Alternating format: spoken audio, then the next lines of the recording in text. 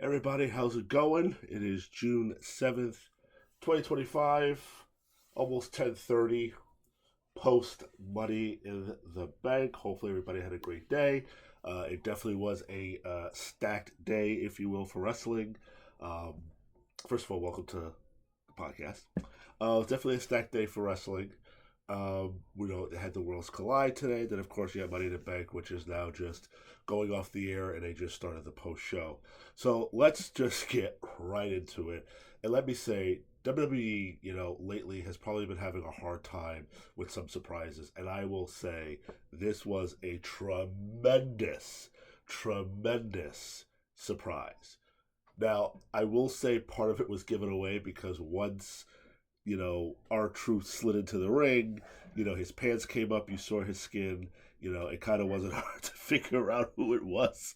Because at first, tell you the truth, I thought it was Randy Orton at first. But when his pants went up, I'm like, oh, it's got to be R-Truth. So, obviously I'm going to begin there with the tag match. A little lackluster for me in the beginning. I think it did pick up towards the end. Picture perfect Aussie Moon Salt from Logan Paul to Jimmy Uso. I mean, it was picture perfect. It was flawless. Clearly it was safe. They're showing a replay of it right now. Clearly this is why you wear knee pads because your knee's going to take the brunt of it. But that was just picture perfect. But let's just talk about the end. And actually, they're showing the clip right now with R-Truth. And you see like his shirt comes up a little bit, his pant leg, so you can tell it's a black guy. And like I said, like just for that 2 seconds when he first, I'm like, is that Randy? But obviously the question is now, what is the deal with R-Truth? Was just a one off? Did he end up coming to an agreement with the contract, or was there a little bit of time left on the contract? Was there a week left? And they decided, okay, because everybody's chanting for truth, let's just throw truth in there and let's just use him for the end. I hope to read in another couple of days that they ended up coming to an agreement because I'm sure not WWE, but perhaps TKO was a little taken aback by, oh my God, like the love and support of this guy. Maybe we made a mistake. Maybe somebody got into somebody's ear. Who knows? Maybe Truth family said, listen, the fans love you. They want you. Go back and talk. Who knows? But hopefully we'll get some clarity. Was this a one-off? Was there a new contract signed, or was just using the last bit of time that was left on the current contract before it fully expires? So we don't know, but it was a great surprise. You heard the reaction to it, and like I said, this was a somewhat of a movement, like in the last 10 years or going on 11 years with CM Punk. They would hijack the show to chant CM Punk. They would hijack the show to chant yes, yes, yes for Daniel Bryan, wanted Daniel Bryan. People wanted truth back. And like I said, the anger is that this looks like a big corporation not giving a damn about the people and just cutting somebody. And yes, again, I know truth was older. You have new people coming up. I get that. But again, when you have somebody who is this beloved, to callously just release them, whether or not, the thing is that, well, they offered it, he didn't agree, he didn't accept it. Yes, you're older, you're gonna get less money. In this business, I get that. But you know what? The fact that Truth had to come out and say, well, I got released. It should have been a joint statement. It should have been R-Truth coming out to make an announcement. Listen, we couldn't come to this. Would WWE have still gotten some heat? Yes. But I don't think it would have been as bad if it was just handled better. It just wasn't handled the right way. And somebody of the love that the fans have for this person, all of this could have been handled better. Now, it would be a big tease if we see him and now tonight and we don't see him again. I don't know what's going to happen. I was happy to see him. We'll see if he'll get a proper goodbye. We'll see if they're reintroducing him. I don't know. We don't know.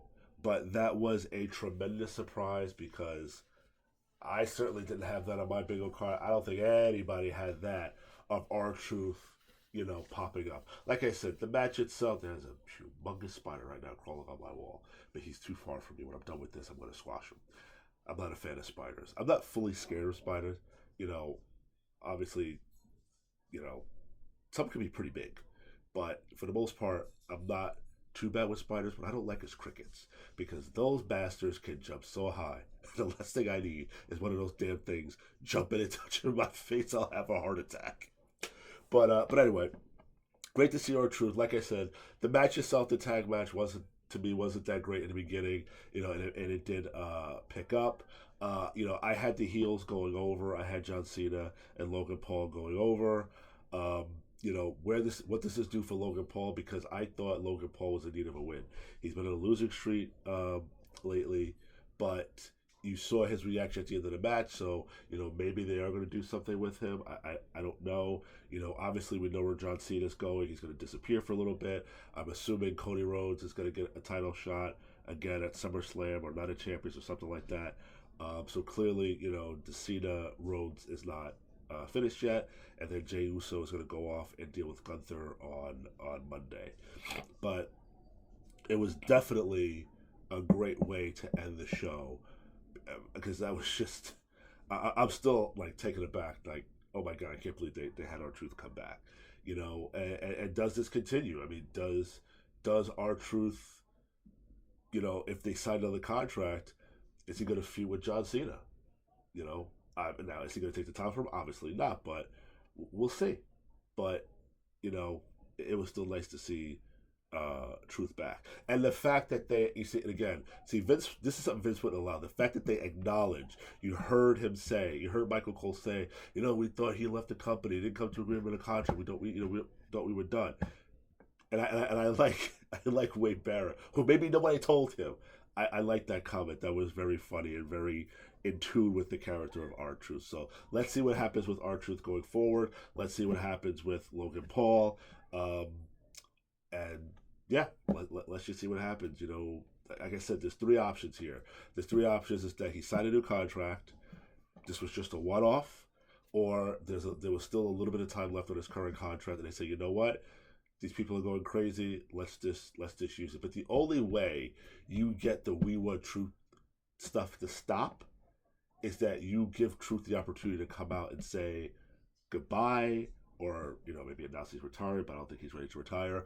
But if you want it to stop, you need to address this better. Just going into the rest of the card, the women's Money in the Bank match I thought was great. The correct person won.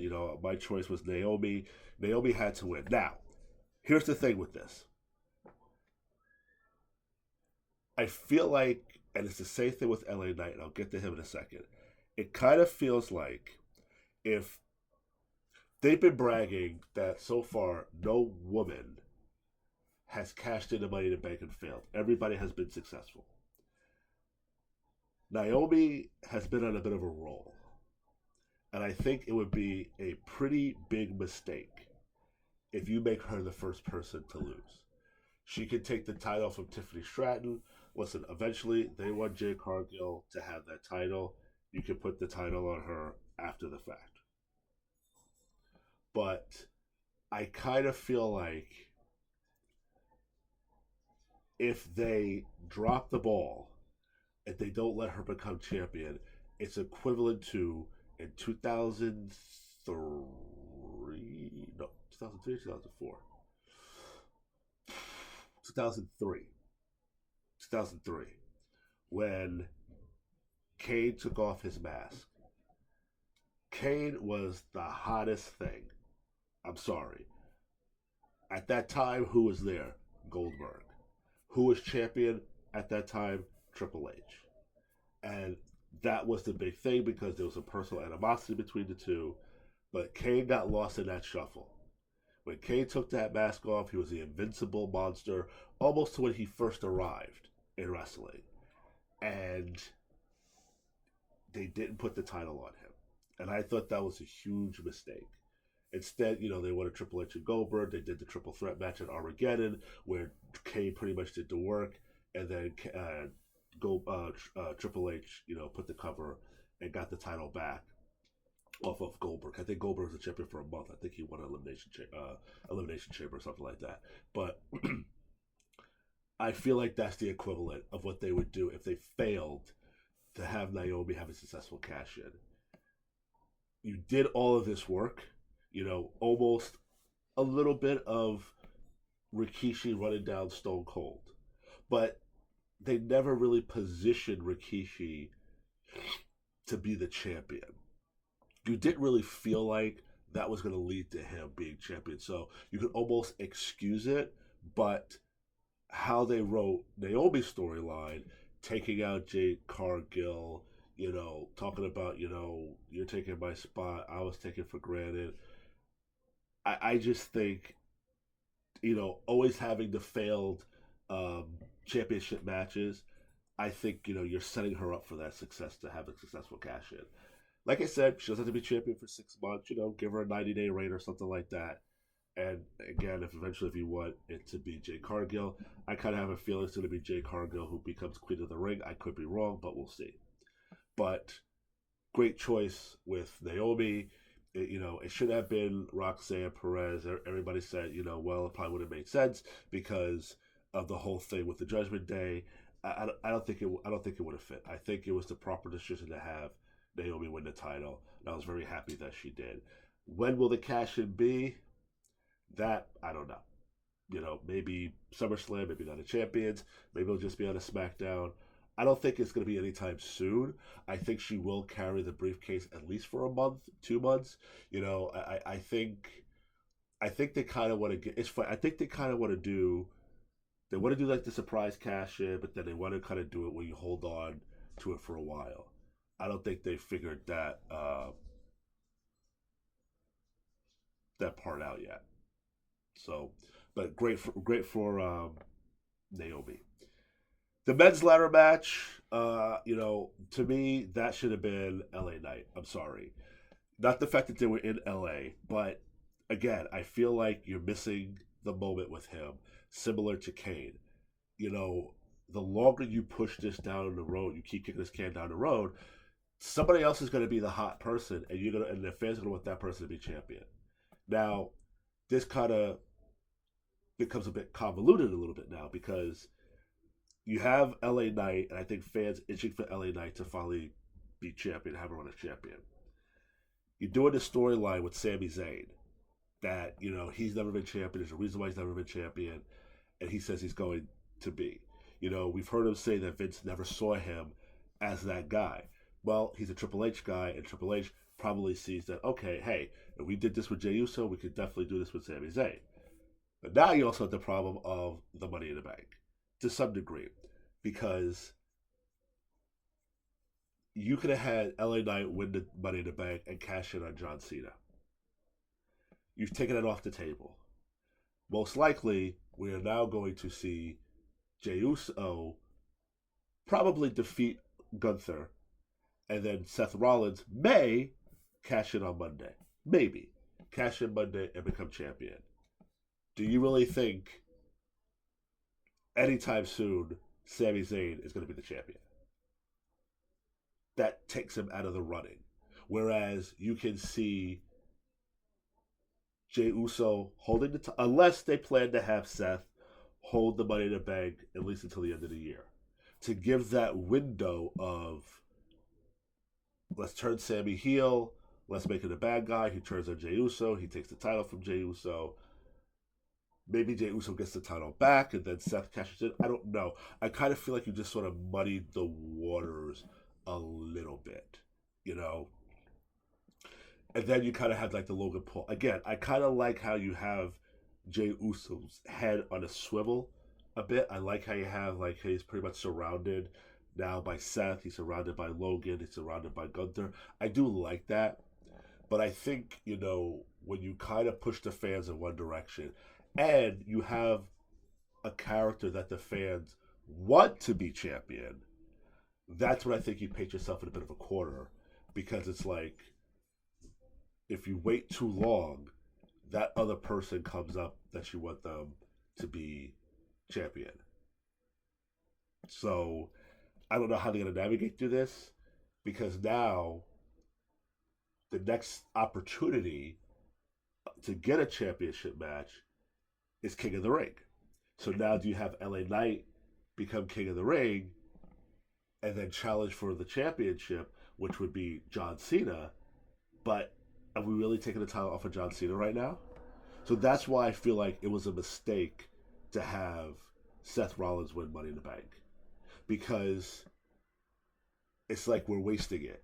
You know, if LA Knight is to win the King of the Ring, he's not going to be champion. You know, I would assume they're going to have Cena be champion close to the end of the year, or in Cena's last match, he drops the title. That's what he does. Now, there is a little bit of that history with LA Knight and John Cena.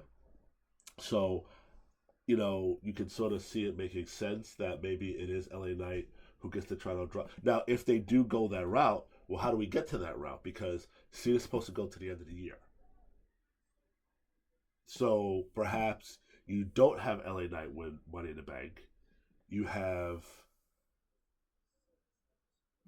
Sami Zayn win it, and then maybe he gets his run as world title, but we know Seth has Money in the Bank in the background. Now, is it possible that LA Knight could win the Royal Rumble? Yes. However, to our understanding, even though John Cena is going to the end of the year, I think he said he was still going to be around. I think, is that what it was, or it's not? I think it is the end of the year. Yes, I think it is. So there is no more WrestleMania. There's no more Royal Rumble. So if LA Knight wins the Royal Rumble, then he's not facing John Cena for the title. So I just think you keep dangling this carrot in front of LA Knight, or dangling LA Knight in front of us. Clearly, the fans want him to be champion, but you just keep taking the opportunities away. So how do we get there? Is my question. How are we getting LA Knight to that title? Because this is going down the road of Kane, that you are missing the opportunity. Kane became champion years later, and I'm not counting ECW because that was bullshit. Kane was WWE champion for 24 hours in 1998. For 24 hours, he won King of the Ring, first blood match with Stone Cold Steve Austin. Same pay-per-view where Foley got thrown off the cage. Kane did not become a world champion until, I think, 2010, when he won Money in the Bank, and he cashed in that same night against Rey Mysterio. That was the last time Kane was champion, that whole bit day. And 2023 was probably the best time for him to be champion. And I remember the crowd went crazy when he won Money, because they felt like, yeah, he's long overdue. But it was a bit lackluster. I think he had faced Rey Mysterio again. He did the 3 matches with The Undertaker, and then eventually he lost the title to Edge. So he won it in Money in the Bank, and then he lost it in November, same year at Survivor Series. He wasn't that long of a champion. But he waited so long that, Kane really wasn't that hot, And I just think if you had Kane at 23 as champion, that would have been it. That would have been it. And I think if you at least have given LA Knight the Money in the Bank contract, fans would know, okay, we're ready for this. As far as the Intercontinental match, the women, I really thought Laura Valkyria should have won. I don't think Becky needed this win. I don't think she needed the title, but that's the route that they went. So we'll see what happens with that. I don't know who's going to be challengers for her, but we shall see. The Prompto match with Dom Mysterio, I thought was pretty good as well. I will say this with LA Knight. I'm a little worried also that he might be getting a reputation of perhaps being not reckless, but he could be a little dangerous, because, that suplex he did off the ladder with Chad Gable, or Grande Americano, if you notice, his head was just inches from landing on that ladder that was below them. So, if it was me, I probably wouldn't have executed the move. I probably would have tried something else. Or maybe yelled at somebody to move the ladder out of the way. But that caught my eye, and I'm like, he's really lucky. And I've noticed that a little bit with LA Knight, that I think he could be a little reckless sometimes. And it kind of takes me back to Mr. Kennedy, where, he sort of got the reputation of being dangerous or a little bit reckless. So I think he does need to clean that up a little bit. So we'll see. Now, is that what's holding him back from getting these opportunities to be champion? I'm not going to go that far. I don't know, but I just think you don't have that many people on the roster who are really, really, really, really, really hot, and the crowd is like itching for them to be champion. You had that with Jey Uso recently, and you built him up pretty good, and you got it. You have it with Sami Zayn, and you have it with LA Knight. You are building this expectation for the two of them to become champion. And I think we're at the point now where you're kind of getting sick of seeing Seth Rollins be champion or just sort of be in that spotlight. You know, it's the same thing with Charlotte Flair. People are tired of seeing her in that championship light. I'm a little worried Becky Lynch might be getting to that point. You know, that you can still use them, but they don't need to be the focal point right now. So I don't think Seth needed Money in the Bank. Little surprised they didn't have CM Punk interfere. Little surprised maybe Roman didn't come out. Little surprised at that. Obviously, we got the turn of Jacob Fatu against Solo. We knew that was coming, so there was no surprise that Solo wasn't going to win Money in the Bank. It was between Seth Rollins and LA Knight, and I was leaning towards LA, and unfortunately, it wasn't LA Knight. Now, maybe they drop him from the title picture. I don't know. They haven't announced the participants yet for King of the Ring. So we shall see. But I would assume that LA Knight is going to be in that category. They're showing a new video game right now. I wonder which one this is. They're doing the post show, and they're doing this advertisement for a video game that looks pretty damn cool. But I don't know what game it's at. They're kind of taking forever to get to that point. Free access. Siege. Oh, Rainbow Six. Siege X. Ooh, looks interesting. Okay, I'll have to Google that and check that out. I think that's all the matches I covered. Yes, that's all the matches. So, a pretty good PLE. I'm not gonna lie. Um, some of it was predictable, some of it wasn't. But it was good. But let's see now where we go after this, because we're kind of a little bit of a reset. Where does Logan Paul go after this? Do you have Logan Paul win King of the Ring? There's a lot. So let's see what happens with Logan Paul. Let's see what happens with, um, the championship scene with Seth and Sammy and Jay and Gunther. What happens? And then, if Gunther doesn't win Monday, who's going to be Gunther's challengers? Are we going to run it back with Sammy and Gunther and then have Seth cash in on Sammy if Sammy wins? Or so if Sammy wins, so let's say Sammy wins King of the Ring. Sammy beats Gunther, and on that same night, Seth cashes in against Sammy. That's a possibility as well. Where does CM Punk fit into this? Eventually, Roman Reigns is going to make an appearance. So, we have a lot to look forward to, but we just kind of hope certain things work out a certain way. I just think that if we're not getting any closer to LA Knight being champion, I don't know if it's going to happen. It's possible they could push him until winning the Royal Rumble next January. But by that point, will fans still care? Because remember, when he lost to Roman Reigns, the steam came off. Like he lost some of that. He didn't lose the support, but he didn't feel like that fresh, hot new thing. He didn't feel hot anymore. It really, really, really cooled him off. And I think it took a while to sort of get it back. The United States title reign was a bit clunky, so I don't know if that fully got him back, but he got enough of it that you wanted him to win this match. So let's see what happens. You tell me what you guys think. But overall, I thought it was a fairly decent event.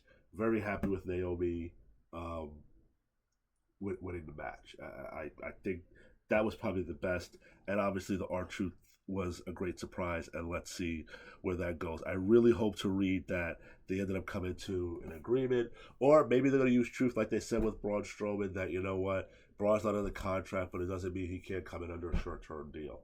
But either way, Truth needs to get his proper goodbye if this is the end, and that ends all the we won Truth and everything like that. That's how you have to end it. I gotta check to see how the Yankees are doing. They were losing to the Red Sox. Okay, that's it for this edition of the Nightmare Wrestling Podcast. Thanks for listening. Please subscribe, and I will talk to you after the championship match on Monday to see if we just get a touch of clarity of where we might be going in the future.